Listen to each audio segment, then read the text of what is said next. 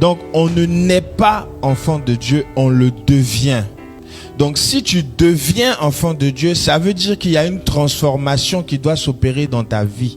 La première transformation qui doit s'opérer dans ta vie, du fait que j'appartenais à une famille biologique et maintenant j'ai une famille spirituelle. Et la Bible dit que la parole nous a donné le pouvoir. Ça veut dire que être enfant de Dieu, c'est un pouvoir. Et lorsque nous vivons, à partir du moment où nous commettons un péché, le pouvoir, nous l'avons perdu.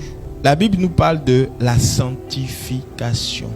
Et la sanctification est un élément qui me permet de vivre le pouvoir. Plus je me sanctifie, plus j'ai accès aux choses d'en haut. Plus je me sanctifie, plus j'ai accès au pouvoir et je peux le manifester. Donc si je pêche, je suis du côté des ténèbres. Je n'appartiens plus à la lumière, j'ai perdu le pouvoir.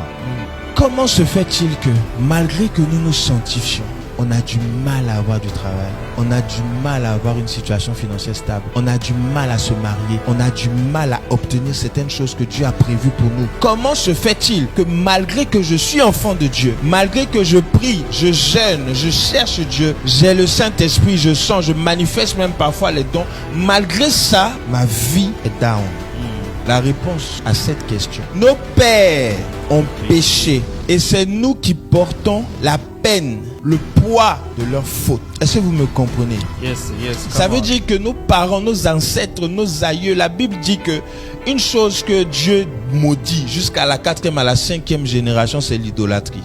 Si nos parents étaient idoles, ils ont adoré des dieux féticheurs, des dieux de forêt, des dieux des eaux, ils sont allés prendre des statues, ils se sont prosternés dedans, un esprit est venu là et puis ils commencent à adorer. C'est un péché aux yeux de Dieu, c'est de l'idolâtrie. S'ils ont fait un veau d'or, c'est de l'idolâtrie. Maintenant, tout ce péché-là, la Bible dit que nos parents ont péché et puis c'est nous qui portons le poids de leur faute, le poids de leur péché. Tu souffres depuis là. Voici la raison, c'est à cause de tes parents. Le poids du péché de tes parents pèse tellement sur ta vie que tu as du mal à obtenir certaines choses. Mais ce matin, je déclare que ce qui manquait dans ta vie, ce que tu ne peux pas obtenir, malgré, à cause de ce que tes parents ont fait, malgré tes temps de prière, tes temps de jeûne, tes temps de consécration, ce matin, je déclare que tu l'obtiennes au nom de Jésus. Amen. Un élément qui va faire que ça va changer, c'est le sabbat.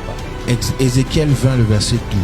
Je leur donne mes sabbats comme un signe entre moi et eux. Comme un signe entre moi et eux. C'est quoi les sabbats? C'est mettre ton jour à part pour Dieu. C'est quoi les sabbats? C'est venir dans la présence de Dieu, faire un culte à Dieu, rendre un culte à Dieu.